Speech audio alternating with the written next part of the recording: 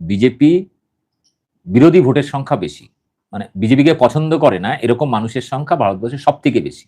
BJP এখনো 40 টপকাতে পারেনি, মানে 40% মানুষের ভোটাধিকার নিয়ে ক্ষমতায় আসতে পারেনি, ওই 33-38 এর মধ্যেই আটকে আছে সারা ভারতবর্ষে। ফলে এরকম একটা পরিস্থিতির মধ্যে দাঁড়িয়ে, অর্থাৎ 33% কি 38 বা 40% মানুষের মতামত নিয়ে, এবং তার মধ্যে অনেক জল মেশানো আছে, ইভিএম ঘোটালা আছে, জোর করে গণনা কেন্দ্রে কারচুপি আছে,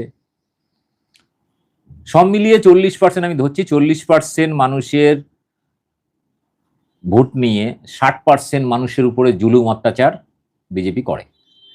আপনারা দেখেছেন যে দিল্লিতে খুব সুন্দর করে আম আদমি পার্টি ক্ষমতায় আসে এবং কেজরিওয়াল সেখানে খুব সুন্দর সুন্দর কিছু কাজ করে, যেটাই মানুষ খুব সুখী ছিল। কিছু মানুষের হঠাৎ মনে হলো যে দিল্লিতে বিজেপি এলে কেমন হয়, ডাবল ইঞ্জিন এলে কেমন হয়, তো বিজেপিতে ডাবল ইঞ্জিন এলো। তারপরে সেখানকার মানুষ এখন হারে হারে টের পাচ্ছে যে যে মুখগুলো খুব পরিচিত মুখ সোশ্যাল মিডিয়ায়, যারা খোল করতাল নিয়ে দিল্লির রাস্তাঘাটে খোল করতাল নিয়ে যোগী আদিত্যনাথ মোদির গুণকীর্তন করতেন, কীর্তন গানও বানিয়েছিলেন, তাদের দোকান এবং বাড়িতে যখন বুলডোজার পড়লো রিসেন্ট, তারা হাত জোর করে বাংলার মানুষকেও বলেছিলেন, হাত জোর করে বাংলার মানুষকে বলেছিলেন যে বাঙালি আপনারা কিন্তু বিজেপিকে ক্ষমতায় আনবেন না, আমাদের থেকেও বাজে অবস্থা হবে। পশ্চিমবাংলা আগামী কয়েকদিনের মধ্যে কি কি হতে পারে আপনাদের জাস্ট একটু বলি।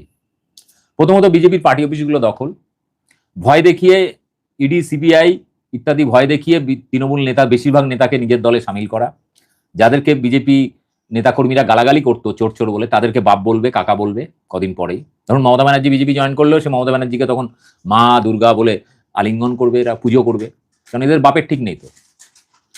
কখনো মোদিকে বাপ বলে, কখনো ট্রাম্পকে বাপ বলে, কখনো পুতিনকে বলে, কখনো ওই কি নাম ফাদারল্যান্ড বলে ইসরায়েলকে। মানে এত বড় অপমান ভারতবাসীর মানুষকে, সেখানে গিয়ে বলছে ইসরায়েল ইজ ফাদারল্যান্ড। আমি জানি না যে ভারতবর্ষের বুকে এরকম মানুষ কিভাবে সহ্য করে। অন্য কোনো দেশের কোনো প্রধানমন্ত্রী গিয়ে অন্য দেশকে যদি ফাদারল্যান্ড বলতো, সেখানকার মানুষ ছুঁড়ে ফেলে দিত। একটা কোটেশন ফেসবুকে খুব ঘোরাঘুরি করে, যে নরেন্দ্র মোদীর একটা মিম তৈরি হয়, মানে ঘুরে বেড়ায়, সেখানে বলা হচ্ছে যে নরেন্দ্র মোদী বলছেন যে আমি মানুষকে মূর্খ বানাইনি, বরং মূর্খরা আমাকে প্রধানমন্ত্রী বানিয়েছে। পশ্চিমবাংলার বাঙালিদের মধ্যে একটা বড় অংশ হিন্দু বাঙালিরা বিজেপির স্বাদ কোনোদিন পায়নি। পশ্চিমবাংলায় ব্রিটিশ পেয়েছে, কংগ্রেস পেয়েছে, যুক্তফ্রন্ট পেয়েছে, তারপরে সিপিএম পেয়েছে, এবং তারপরে তৃণমূল পেয়েছে।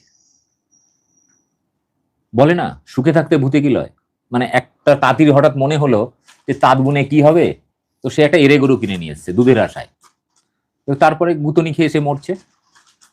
তো দুধের আশায় আপনি এড়ে গরু না, গাই বাছুর কিনতে হয়।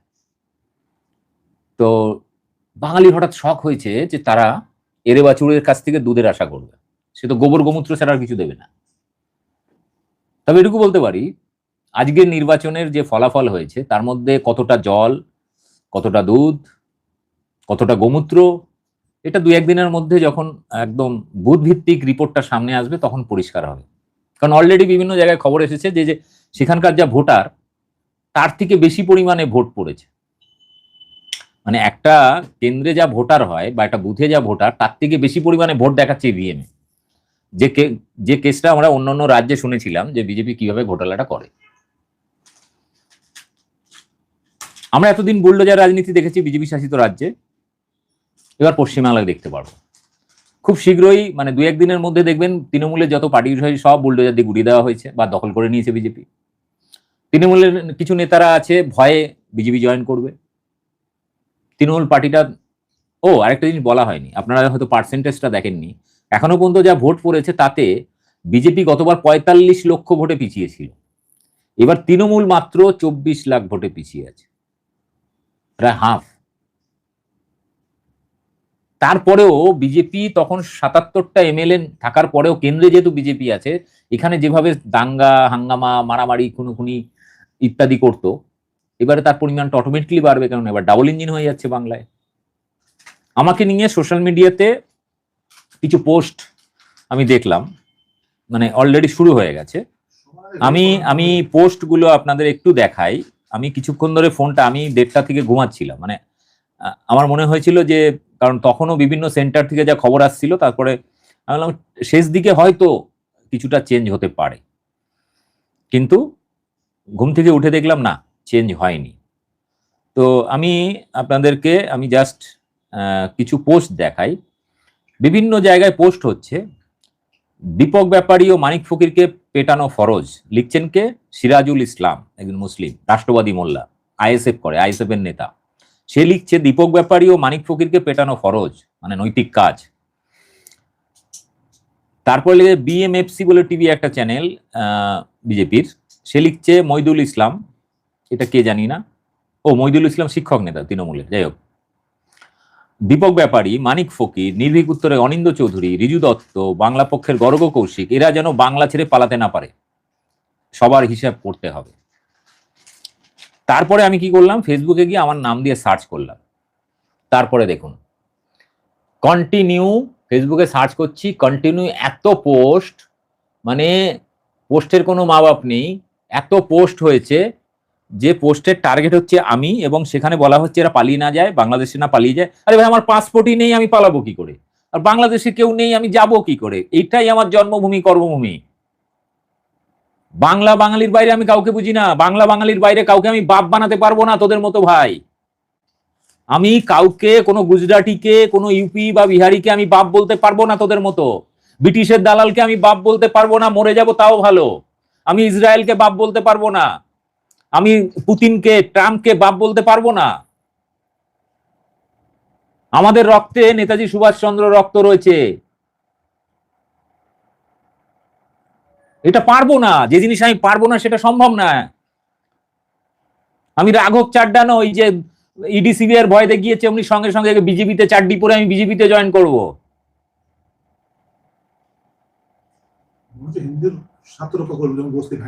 নেতাজি ব্রিটিশের কাছে মাথা নত করলে সাভারকারের মতো হয়তো বেঁচে যেতেন। আমি সাভারকারের মতো ওই মুচলেখা দিয়ে বিজেপি জয়েন করতে পারবো না ভাই, মরে যাব তাও ভালো। আমাদের বাংলা সংস্কৃতি, ইতিহাস, বিপ্লবী ইতিহাস, এই শিক্ষা আমাকে দেয়নি। অনেকে কমেন্ট করছিলেন পশ্চিমবাংলা বিজেপি এলে তোকে বিজেপি জয়েন করতে হবে, তুই রাঘব চাড্ডা হয়ে যাবি। ভাই, আমি চাড্ডি পড়তে পারবো না, এমনিতে আমি চাড্ডি পড়া বন্ধ করে, ইনফেকশন হয়ে যেত, ঘষা লেগে। বিষয়টা হচ্ছে, আমি পরিষ্কার বলছি, নেশা কয়েকদিনের মধ্যে, মানে বাঙালি তো বিজেপির গোমূত্র গোবরের স্বাদ পায়নি। আমি আপনাদের লিখে দিচ্ছি কি কি হতে চলেছে। যত মুসলিম মহল্লা আছে, মার্কেট এরিয়া আছে, বস্তি এলাকা আছে, রাস্তার পাশে হকার আছে, রেল কলোনি আছে, রেল লাইনের পাশে বস্তি আছে, রেল স্টেশনে হকার আছে, আপনারা লিখে নিন। বিজেপি এগুলো উচ্ছেদ করবেই, কারণ বিজেপি যে যে রাজ্যে গেছে প্রথমে গরিবদের পেটে লাথি মেরেছে, বুলডোজার চালিয়েছে, এটাই করেছে। এবং এর বিরুদ্ধে প্রতিবাদ যেমন আমি ছোটবেলা থেকে করছি ভাই, আমি এই প্রথম নয়। আমার জবে থেকে জ্ঞান হয়েছে 10-12 বছর বয়স থেকে, তখন থেকে আমি ধর্মের নামে রাজনীতিকে পছন্দ করি না। কারণ এই ধর্মের নামে রাজনীতি একটা দেশকে, বাইরের শত্রু প্রয়োজন হয় না, ভেতরের এই আভ্যন্তরীণ শত্রুরাই দেশকে খোকলা করে দেয়। কারণ এরা বাইরের শত্রুর সাথে আরএসএস বিজেপির লড়ার কোনো ক্ষমতা নেই। দেশের মধ্যে নিজেরা গন্ডগোল করে, নিজেদের মধ্যে মারামারি খুনোখুনি করে পুরো দেশটাকে খোকলা করে দেয়। আপনারা কখনো দেখেছেন বিজেপি আরএসএস কোনো বস্তি উচ্ছেদের বিরুদ্ধে মিছিল মিটিং করতে? আপনারা দেখেছেন কোথাও কোনো কলকারখানায় চাকরি রক্ষার জন্য বা চাকরির দাবিতে মিছিল করতে? কোথাও দেখবেন না। কারণ ওরা ধর্মের নামে আপনাকে আপনার প্রতিবেশীর সাথে ঝামেলা লাগিয়ে দেবে, এটা হচ্ছে ওদের একমাত্র কাজ। মনে হচ্ছে আপনি এখনো মতো পশ্চিমবাংলায় এটা দেখিনি অন্তত যে আপনার মন্দিরে গিয়ে কোনো মুসলিম নামাজ পড়ছে, কিন্তু এটা দেখেছি বিজেপি আরএসএস এর এই সমস্ত মাতাল, যেটাই আমি দেখলাম চিনার পার্কে সেদিনকে, তার ঘরে যখন এলাকার ছেলেরা গেল, গিয়ে দেখছি পুরো মদের বোতল ছড়িয়ে রয়েছে পুরো ঘরের মধ্যে, একটা ভাঙাচোরা খাটের মধ্যে শুয়ে আছে। সে আবার গিয়ে বলছে জয় বাংলা কেন বললি? আরে জয় বাংলা নজরুল ইসলাম লিখেছিল স্বাধীনতার আগে, দেশভাগের আগে, অখণ্ড বাংলা। আর এইদের মতো কালপিটদের জন্যই বাংলা ভাগ হয়েছে। আজকে বাংলা যদি অখণ্ড থাকতো, অখণ্ড বাংলা থাকলে এই বাংলা থেকে 120টা এমপি হতো, এবং সেই বাংলাই ঠিক করতো ভারতবর্ষের কে প্রধানমন্ত্রী হবে, কে রাষ্ট্রপতি হবে। ভারতবর্ষের সংবিধান যেমন বাঙালির দৌলতে তৈরি হয়েছে, ভারতবর্ষের প্রধানমন্ত্রীও রাষ্ট্রপতিও তাদের বাঙালির জন্য তৈরি হতো। এই কারণে বাঙালিকে শেষ করে দিয়েছে, ভেঙে টুকরো টুকরো করে আজকে এখন ছিবড়ে করে দিয়েছে। এখন বাঙালি মানেই বাংলাদেশ, এরকম একটা পর্যায়ে নিয়ে এসছে। আর পশ্চিমবাংলার কিছু বোকাচোদা পাবলিক হিন্দু খাত্রে মেহে, আরে গান্ডু 12 বছর ধরে ক্ষমতায় রয়েছে বিজেপি, মোদি রয়েছে, দেশের সব রাজ্যের প্রধানমন্ত্রী হিন্দু, পুলিশ মিলিটারি থেকে শুরু করে সব ম্যাক্সিমাম হিন্দু, তারপরেও 15% মুসলিমদেরকে দেখিয়ে 85% হিন্দুকে বোকাচোদা বানিয়েছে বিজেপি। আর সেই বোকাচোদাগিরির ফলে বিভিন্ন রাজ্যে বিজেপিকে ভোট দিচ্ছে। আসামের হিন্দুরা ফোন করে আমাকে বলছিল, দাদা বাংলায় বিজেপির আশাটা আটকান। ত্রিপুরার বাঙালিরা ফোন করে আমাকে বলছিল, হিন্দু বাঙালিরা এই ভুলটা করবেন না।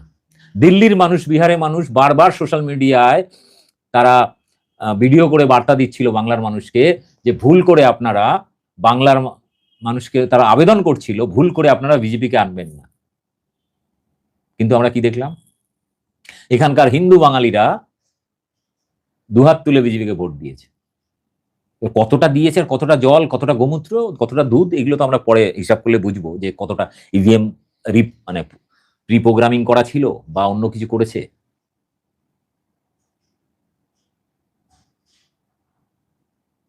বিষয়টা হচ্ছে নেশা খুব শীঘ্রই কেটে যাবে।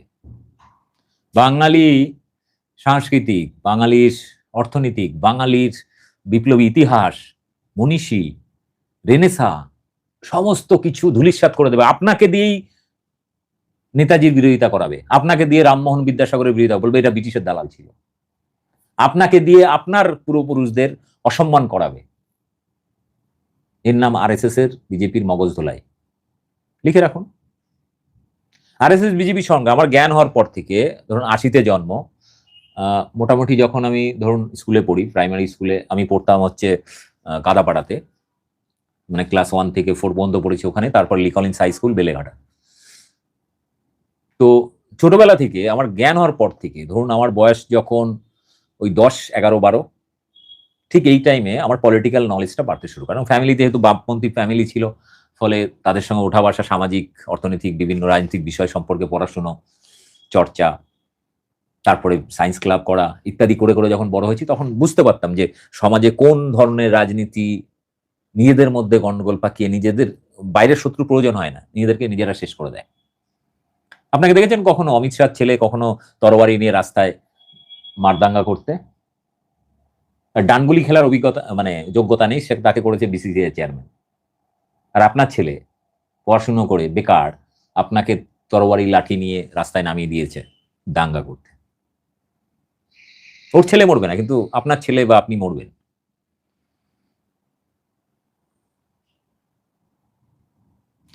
তবে বাঙালি দুর্দিন খুব তাড়াতাড়ি আসছে, নেশা কেটে যাবে। যে সমস্ত যারা আগে থেকেই তৃণমূলের দুর্নীতি, তৃণমূলের লোকাল নেতা এই বলেছে, এই বলেছে, হট করে পাল্টি খেয়ে রাম ভক্ত হয়ে গেল। রামনবমী এলেই তখন মনে হয় নিজেকে বিশাল বড় হিন্দু, নাহলে সারা বছর খাচ্ছে দাচ্ছে কাজ করছে, কোনো সমস্যা নেই, হিন্দু মুসলিম মিলেমিশে করছে। রামনবমী এলে তখন হিন্দুত্ব জেগে ওঠে।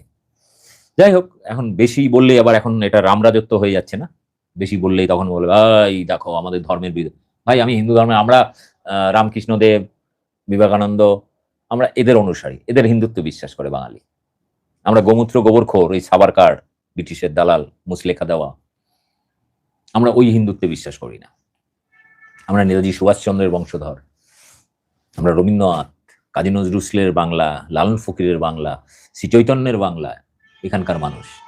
আমাদের যে কৃষ্টি কালচার এত কিছু রয়েছে, এত বিপ্লবী ইতিহাস রয়েছে, ভারতবর্ষের কোনো জাতির নেই, এমনকি গুজরাটিদেরও নেই। বাংলা ভাগের পেছনে গুজরাটি ব্যবসায়ীদের কি ভূমিকা একটু ইতিহাস ঘেটে দেখে নেবেন। বাংলা ভাগের পেছনে শ্যামাপ্রসাদকে উস্কানিদাতা হচ্ছে এই গুজরাটি ব্যবসায়ীরা, এবং ব্রিটিশ আমলেই তারা এখানে জাকিয়ে বসেছিল কলকাতায়, যাতে ব্রিটিশ চলে গেলে পুরো ভারত, পশ্চিমবাংলার সমস্ত অর্থনীতি তারা দখল করতে পারে। এখন 80 থেকে 90% অর্থনীতি এই গুজরাটি মারোয়াড়িদের। এবার রাজনীতিটাও আপনাদের হাতছাড়া হয়ে গেল, অর্থাৎ আপনি অর্থনৈতিক এবং রাজনৈতিকভাবে পরাধীন হয়ে গেলেন। আমি যেন হেডলাইন দিয়েছিলাম, বাংলা ও বাঙালি আবার পরাধীন হলো। আপনার হাতে না আছে রাজনীতি, না আছে অর্থনীতি, এবার আপনি হয়ে যাবেন এই গুজরাটি বা উত্তরপ্রদেশের এইদের চাকর বাকর। একটা সময় এই বাংলার জমিদার বা ব্যবসায়ীদের চাকর বাকর ছিল বিহার বা উত্তরপ্রদেশ বা উড়িষ্যা থেকে আসা বিভিন্ন মানুষ, বাবু হুজুর আমাকে একটু জায়গা দেন, তাহলে গামছা পেতে বাড়ির বারান্দায় শুয়ে থাকতো। তারা এবার রাজত্ব করবে। এখন আপনি কোনো বিহারি বা উত্তরপ্রদেশ বা হিন্দিভাষীদের, অবাঙালিদের আপনি গরম দিয়ে কথা বলতে পারবেন না। হয়ে গেল, শেষ, বাঙালি ফিনিশ। এই গর্গ চট্টোপাধ্যায়, আমি, মানিক দা, আরো অনেকে চিৎকার করতাম, আরে বাঙালি জাগো জাগো, নিজের রাজনীতিটা অন্তত নিজের হাতে রাখো। এবার রাজনীতিটাও শেষ করে দিল, তুলে দিল এক প্রকার, মানে বাংলার এক শ্রেণীর হিন্দু তুলে দিল বিজেপির হাতে, অর্থাৎ ব্রিটিশের দালাল বহিরাগত এদের হাতে বাংলার এবার রাজনীতির, মানে আগে তো শ্যামাপ্রসাদ তুলে দিয়েছিল মারওয়াড়ি গুজরাটিদের হাতে ব্যবসা, এবার এটাও তুলে দিল, রাজনীতিটাও তুলে দিল। আপনি প্রতিবাদ করবেন। এখন আমি একটা উদাহরণ দিচ্ছি, আপনি ধরুন এখন বিজেপি করছেন, খুব লাফাচ্ছেন বিজেপির হয়ে, আপনি কোনো একটা সমস্যায় পড়লেন, আপনি জাস্ট একটু প্রতিবাদ করে দেখান, সঙ্গে সঙ্গে আপনার সাথে আন্দোলন করার লোকজন আপনাকে বলবে তুই দেশদ্রোহী, তুই বিজেপির বিরোধিতা করছিস, আপনি হিন্দু হয়ে মরে যাবেন, বিজেপির জন্য আপনার নাম কেটে গেছে, আপনার বাড়ির কেউ সুসাইড করে গেছে বা হার্ট অ্যাটাক করে মারা গেছে, আপনি এটা নিয়ে হয়তো নেতাকে বলবেন, দাদা আমার বাড়িতে তো দুজন মারা গেছে, দুজনের নাম কেটে গেছে, আমার নামটা একটু তুলে দিন না এদের। অমিত শাহ কি বলেছে জানেন? ওপেনলি উত্তরবঙ্গে বলেছে, গোর্খাদের বলেছে তোমাদের নাম আমরা তুলে দেবো, কিন্তু কোন বাঙালি হিন্দু বা মতুয়া উদ্বাস্তুদের বলেনি যে তোমাদের নামটা তুলে দেবো। নিজের দেশের মানুষকে যারা ভোটাধিকার কেড়ে নেয়, নাগরিকত্ব কেড়ে নেয়, যাদের ফুটপাতের দোকান, রুজি রোজগার কেড়ে নেয়, জীবন জীবিকা কেড়ে নেয়, তাদের আবার কিসের ধর্ম, কিসের হিন্দু?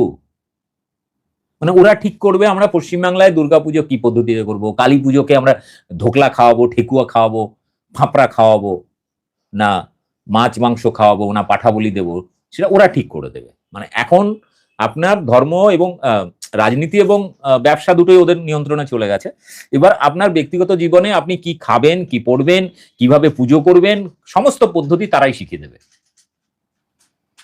তারাই শিখিয়ে দেবে। আমি বলছি তো, যে এই সমস্ত উচ্চিংড়ি যারা গরুকে মা বলেন, ষাঁড়কে বাপ বলেন, থেকে থেকে আবার বাপ চেঞ্জও হয়, বিভিন্ন দেশের রাষ্ট্রনায়কদের বাপ বানাতেও তাদের সময় লাগে না। আমি দেখছিলাম যে ট্রাম্পকে নিয়ে যখন মোদিজি প্রচার করছে আপ কি বার ট্রাম্প সরকার, একটা দেশের রাষ্ট্রনায়ক চলে যাচ্ছে আমেরিকায়, গিয়ে সেখানে জনগণকে অভ্যর্থনা দিচ্ছে আপ কি বার, মানে তার হয়ে ভোট প্রচার করছে, মানে আমি জীবনে কোনোদিন এরকম দেখিনি। এবং সেই ট্রাম্প যখন বারবার নরেন্দ্র মোদী থেকে শুরু করে, মানে নরেন্দ্র মোদী দেশের প্রধানমন্ত্রী, ফলে আপনি মানুন বা না মানুন সে তো ভারতবর্ষের রাষ্ট্রের প্রধান, তাকে যখন অপমান করে কথা বলে, অর্থাৎ আমাদের দেশকে অপমান করে, হুমকি দেয় যে তুমি ইরানের কাছ থেকে তেল কিনবে না, রাশিয়ার কাছ থেকে কেন, 1 মাস সময় দিলাম, তুমি আজকে রাশিয়ার থেকে কিনবে না, তুমি অমুকের কাছ থেকে কেন, কে ভাই আমাদের দেশের প্রধানমন্ত্রী সেটা মেনে নেয়? পশ্চিমবাংলায় ইলেকশনে একমাত্র ফাইটার জেট, মানে বায়ুসেনা ছাড়া সমস্ত সেনাবাহিনীকে নিয়ে চলে এসছে, উত্তরপ্রদেশের পুলিশকে নিয়ে চলে এসছে, প্রধানমন্ত্রী, স্বরাষ্ট্রমন্ত্রী